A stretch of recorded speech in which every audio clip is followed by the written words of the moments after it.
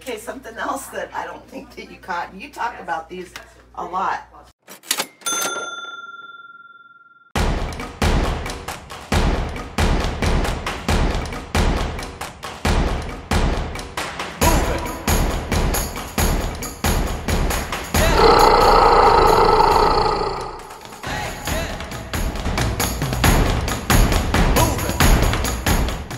What's that?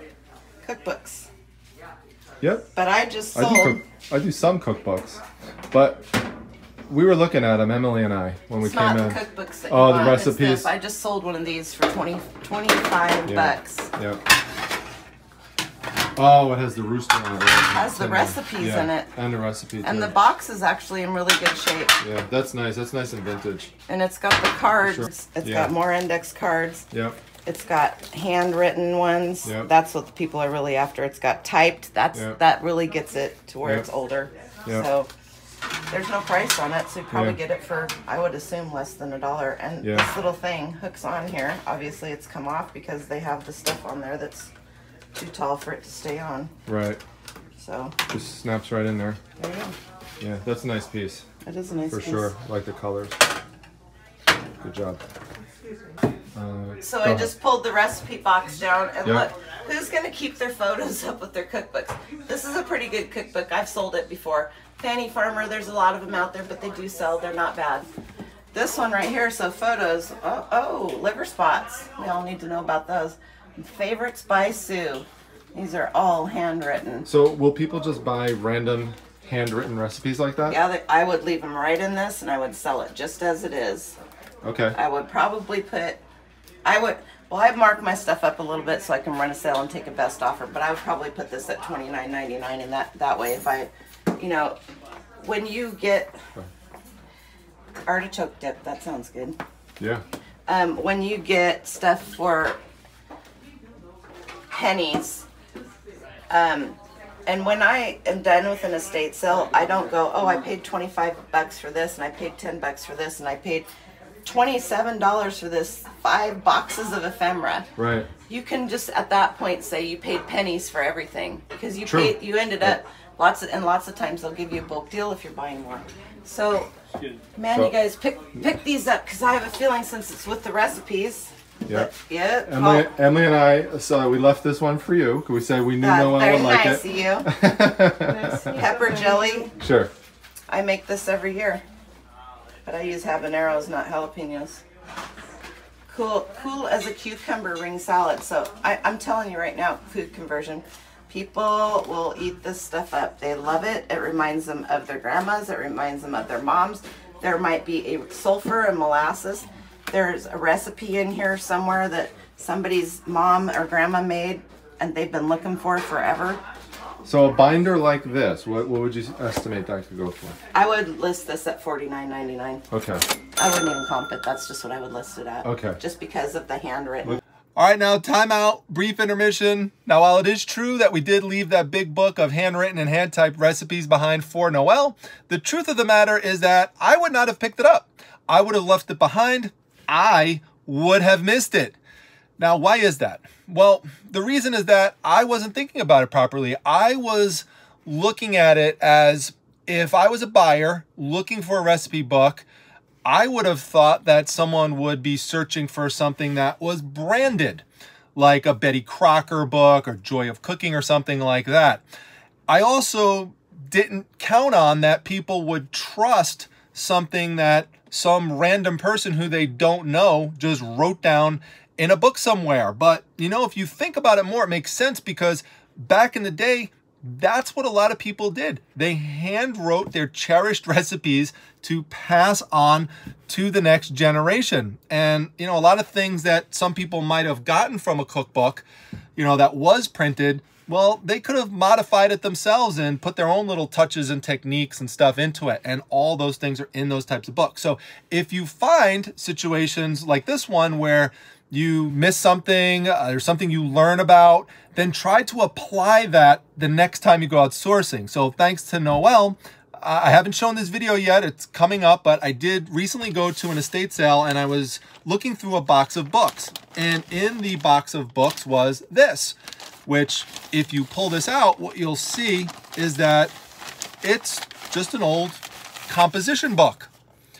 I always say you got to look through things like this. You never know what might be inside of it. You know, like got a little brochure and stuff. But inside of this is a bunch of handwritten and hand-typed recipes with cutouts and clippings, and the book is pretty much filled with it, and it has some like brochures and stuff like this one on sourdough, and there you go, you got some more handwritten stuff. So I got this for like nothing, and I can't wait to list it and post the sale. So thank you, Noelle, and hopefully everyone who now comes across these when they pick them up goes and lists them and makes some big money. Look at this.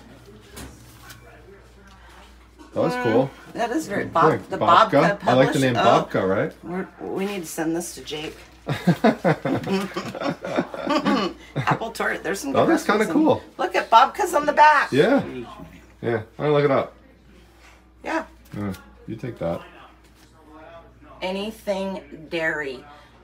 People will buy it just for the picture on the front. You got a cast iron pan here. Yeah. You got your vegetables. Land O'Lakes Dairy. There's your farm there. And the dust jacket is in good shape. And they obviously liked this one because they've got a lot of things marked in here. I don't pick up Why don't you grab that one too, though? I don't pick up a ton of. Look at this is in really good condition. There you go. Another 2 items for you. Oh, it's unique. Yeah. We can't find comps on it, but I'm gonna give this to Noelle right here. So this is my I was one of looking my to see if gifts there's to any you, kind of Noelle. a date in here. You're gonna give this to me. I feel so special. There you go. Sell it for $500 and tag me on Instagram. I'm not selling it for $500, but I will sell it. For sure. That's funny. Wait, Noelle, no, we have a situation. You're not aware of what it is. Oh. If you look, the frog is eating the duck now. Is that like the dish that ran away with the spoon? And did you make a double tap request? I did. I made a double tap request. For that. All right, here we go. There we go. Oh. I like to say this to clarify. Everybody knows that Pyrex is collectible. No, they don't. There's a lot of people that don't. Everybody thinks that only the D-handled ones of these are collectible. But people want these too because they're harder and harder to find. And the newer ones don't have the red. You should see, Mrs. Primetime just bought a giant one like this, but it's like oversized. It's like a massive. So I have a 1 cup, Yeah. a 2 cup, a 4 cup, and an 8 cup. That's probably the one that Mrs. Primetime bought. All right, and we'll just add 4 cups of candy corns.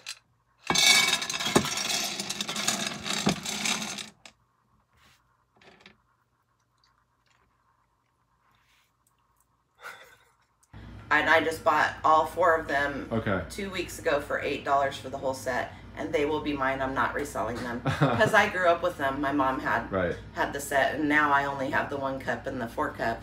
So this is the standard one though, standard size. This is the 2 cup. Yeah. This is the one a lot of people use. You always want to feel the end of this. Yeah. Because this one's got a chip in it. You can't really see it by looking at it, but you gotta really, you're right. You gotta use all your senses. That's right. And I see something over here that I don't think anybody else has seen because of where it is. All right.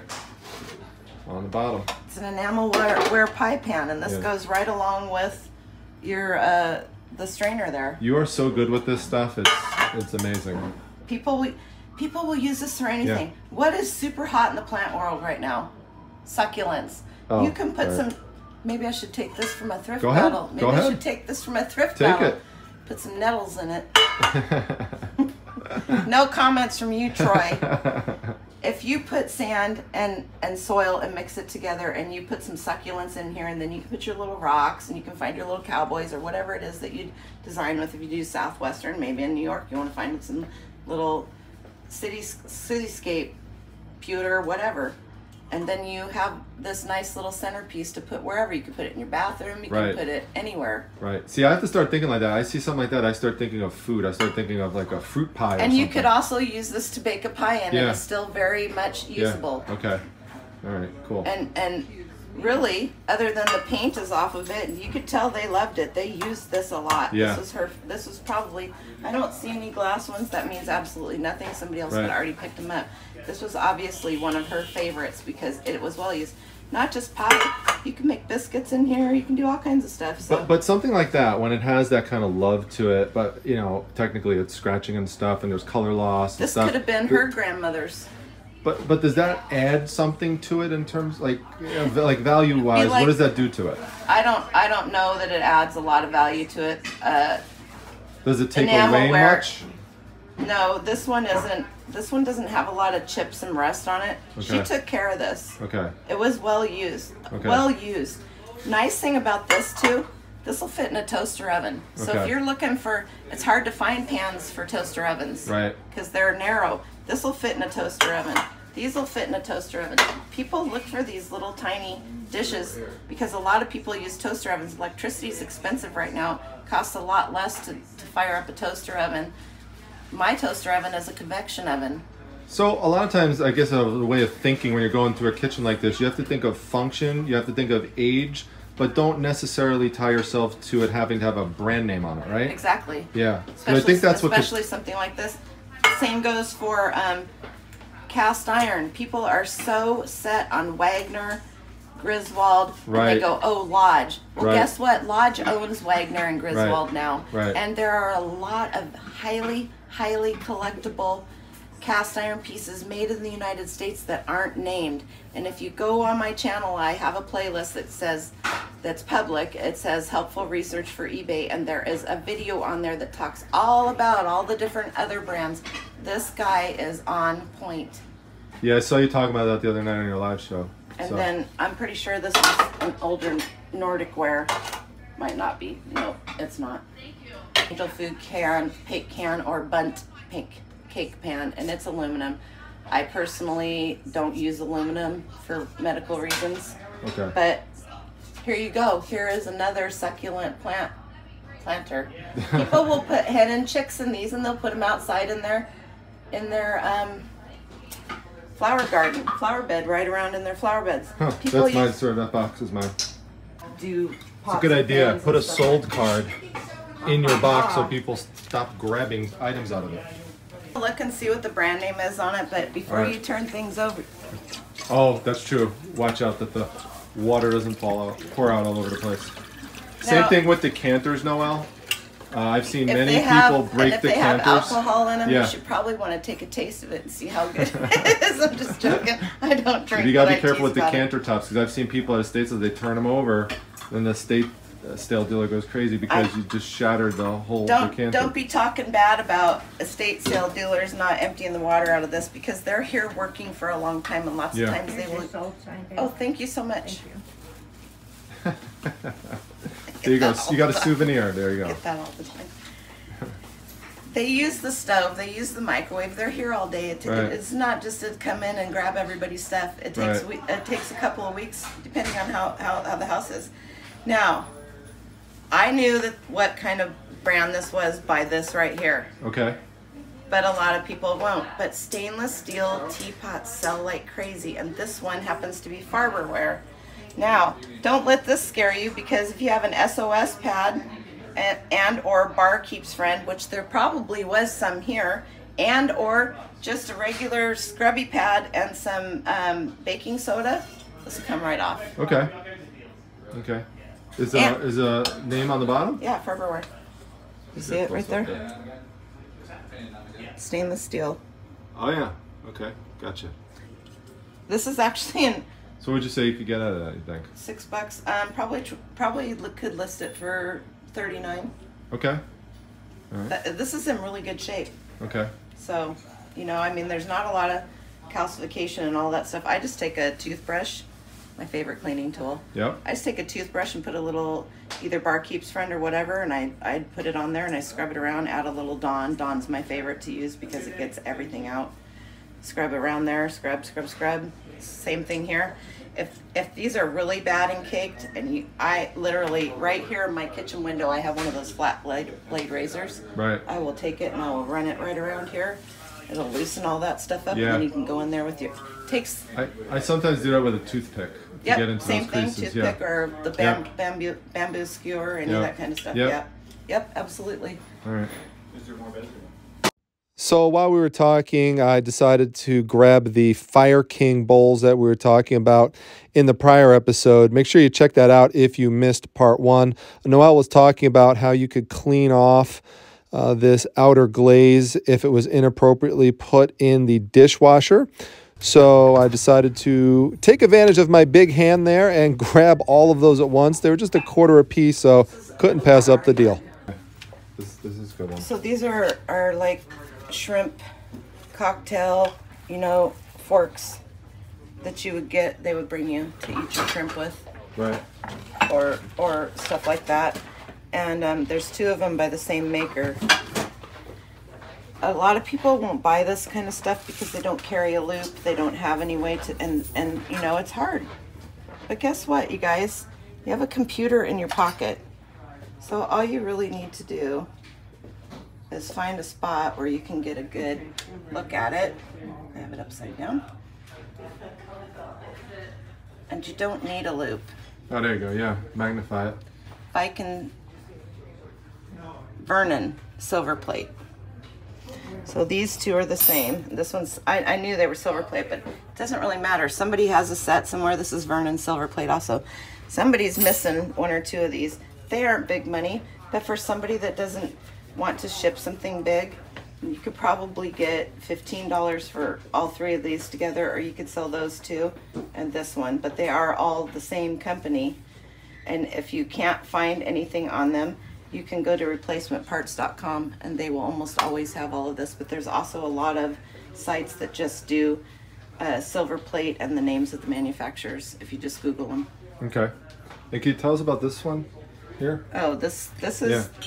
So this style, the style that this mug is made in, It's got like a glazed it's almost 3D. 3D feel to it. Yeah. Is called otagari, however you want to pronounce it. This, lots of times it will literally say that on the bottom, Otagari Japan. Mm-hmm. They're almost always made in Japan. This one was made in Korea. It's a flower. Somebody got flowers in it. There we go. Okay. Yep. But that's what that is. This has a lot of stuff going for it. It's blue, it's white, it's sailing. Yeah. Lots of times you will see these in pairs, and if you can find a set, then you should buy it. So this mug right here is from the 70s, and Yeah. it is made in the USA, and these are pretty collectible too. And at this price, if you're having a hard time finding things, mugs are super easy to ship. Yeah. You can, and lots of times by the time you put the packaging in, they're right over £1. So if you get the little USPS priority boxes, they're 7 by 7 by 7, I think. This fits in it perfectly. Mm-hmm. I stuff it, Yep. whether paper or bubble wrap. I wrap it in bubble wrap. I usually put a piece of bubble wrap in here, and then I take my stretch type Yep. and I make just a big thing over it, and it goes right in. I put paper. I use the painter's paper. It's really thin. You go to Home Depot, Lowe's, wherever. You can get a 3-foot roll. I have a thing on my counter that it fits in. That stuff is super thin, hardly even adds to your weight, and you only need a little bit of it to protect the sides from crushing from other boxes while it's traveling. But this one's actually in good, I don't think that this one is actually in good shape for how old it is. So even though it's generic in the sense that it just says Dad on it, the fact that it has that vintage look to it and that font on it, that's what makes it appealing. Absolutely. And it's made in the USA. Yeah, very cool. On YouTube. And I'm also on Instagram under that same thing, so you'll find it. Thank you. All right, we're out of the kitchen. There were not too many rooms to explore, but I grabbed this sugar cookies candle for just $2. I am always looking for retired candle scents. Don't worry if the wick has been burned a little bit. Just as long as most of the candle is there, it should still sell, like this Yankee Stargazer Lily candle I got for a few bucks at a garage sale and sold for $35. Hey, Noelle. Yeah. Could you smell the profit in this? Telling you what, you don't need cookies. That's a diet candle right there. You just smell that when you're hungry for a cookie, and then you're doing good. Yeah. Smells delicious. And so I've got that one listed in my eBay store for $39.99. Okay, so just so you know, just as like a little update, Noelle and I are still here. Everyone's gone. We're still digging through stuff. They're telling us they're getting all the good stuff somewhere else. Yeah, we've been in the kitchen. We were in the kitchen for like over an hour. So as you can see. But as I've always talked about, you know, Noelle's the same way as I am with digging to the bottom and opening things up. So what do we got here on the bottom of this closet? No, but this is really cool. The goblins will catch you if you don't watch out, you guys. That is. So always look on the wall. This is Halloween all the freaking way. Yeah. Anyway. Yeah. Squirrel. So, okay, check this out. What do we got down here? The first thing that I saw here that caught my eye was a satin trim. If you guys don't know, this is an electric blanket, so it doesn't really count. But these older blankets like this that have the satin trim, waffle weave blankets that have the satin trim, this is kind of waffle weave. That's not what I'm talking about. This is an electric blanket. You probably don't want to mess with that. It's an older one, so it's not going to be super safe. But you could still use it for a pet or something like that if you need something. Okay. This is a cotton, kind of a waffle weave. I would say it's probably queen size by how big. These are very highly collectible as well. People love these. You can use them for anything because they're cotton and they wash really well. I don't do polar fleece. There's another electric one, but this is the one that caught my eye. Yeah, yeah. I like the red and the white. I have it right side up. There you go. Other way. Oh, because I'm on it.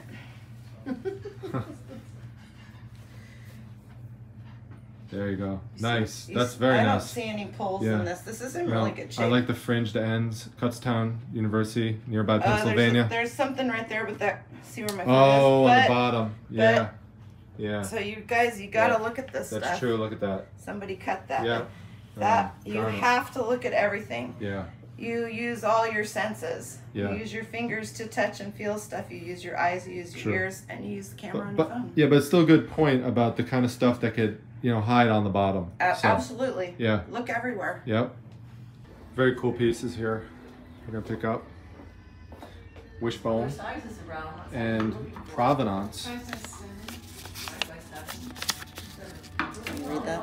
Provenance of the items right here. So wishbones are a wedding tradition symbolizing a wish of happiness for the bride and groom. These were given to Leslie by her great aunt Arlene, originally collected by her great grandmother Addie Beard Champion. So. And I bet you that you can Google their names and find out the date of when they were around. So yeah, I like doing that. Those are really, really neat. These are so unique. I've never seen anything like this, which means absolutely nothing because we're all out in this great big world. Yeah, always I think learning. a lot of people didn't look at these because they saw wedding and they're like, they're sitting back here. Yeah. But I saw this paper on it. Yeah. And my curiosity leads me to look at things that have paper on them. So there's your provenance that gives you the ability to date these. And these are a form of plastic. Very good catch. And we love these here, these items. We absolutely love these. But I'm not picking them up at these prices right now, but they're really nice. They're gorgeous. I love the raised detail, especially this one. Dom and I both really like that one. It looks waxy. It's got a great feel to it. And that plate is awesome too. Really nice plate. Yep. Yeah. That is gorgeous. And there you could see Noelle looking at an old map that she picked up for almost nothing and listed for $600 in her eBay store. It's awesome. And then I grabbed this little wood container. You could put little recipes and index cards in them. I like to look for things that have the dovetail joints like that. So, it's a nice piece. Got it for just a few bucks. It's just flipping through the cards to show you what it looks like. Has a nice vintage look on it and a nice vintage little company name on the front. So it's time to go and get some lunch. Well, and after many hours at the estate sale, Noelle and I, and maybe some others come and join us. We're gonna go to the famous dinosaur barbecue, get something to eat.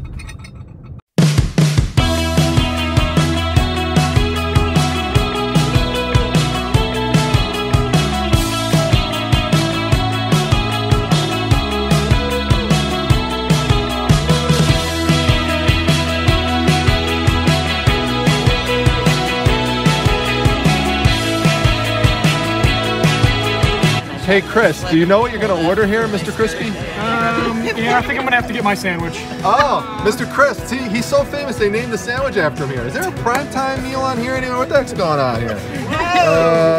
Nope, not yet. I'm probably just gonna get it. All right, here's our meal here, the famous pork skeet sandwich. And Emily, what'd you wind up getting? The Pit Master, is that what it's called? Pit Master. You sold it so well. And then Chris is Mr. Crisp, who wasn't kidding. And 3 more pork skeet sandwiches. Yes. So we've got brisket, pulled pork, homemade coleslaw, cheddar cheese, and pickled jalapenos. Thank you. And my personal favorite sides, mac and cheese, and the potatoes and gravy. Time to dig in. Well, lunch was delicious. I hope that you had as much fun as I did. I learned a ton of stuff from Noelle, and I know many of you did also. So, it brings up a bigger point, which is that we all have areas that we're deficient in, that we just don't know a lot about. And there's always going to be that one other person that knows a ton about that area. So if that person is willing to share and you're willing to open your mind to learn from that person, it could really pay off in the long run. So don't feel afraid also once in a while to take some chances on some things. You might wind up with a swirly, twirly ceramic dish that no one thinks is worth anything, but that's okay. You have to take chances to try to learn. You might pick up a great frog planter like this. Whoever thought that? I mean, look at the type of parsley that grows out of this thing. I mean, it is amazing. Now, I don't know whoever thought that this was supposed to hold a sponge. I mean, my goodness. I mean, what fits better in this? The sponge or the parsley? I mean, come on, give me a break. But anyway, go by gut, go by instinct sometimes, and just learn from your mistakes and stuff. So with that, please make sure you subscribe to Noelle. She's at Farm Girl Scavenger. The links to everybody is in the description section, including to Emily Conway and Chris from Crispy Toys and Treasures. And also, make sure that you check out 1987 Ventures. They're going through a really fun, exciting barn adventure, and they're building one for their reselling business. So go check it out. That's over on Instagram. And if you're new to my channel, please consider subscribing. I've got almost 1,000 videos here for you. So hit the like button, give it a big thumbs up, comment down below, and don't forget to come by to the Thrift Battle Wednesday evening at 9 p.m. Eastern Standard Time. You'll see Noelle herself taking on Mary Mobley. It's YouTuber versus non-YouTuber in this Sweet 16 Thrift Battle. You will decide with your votes who moves on to the Elite 8. I'll see you then, everyone. Take care.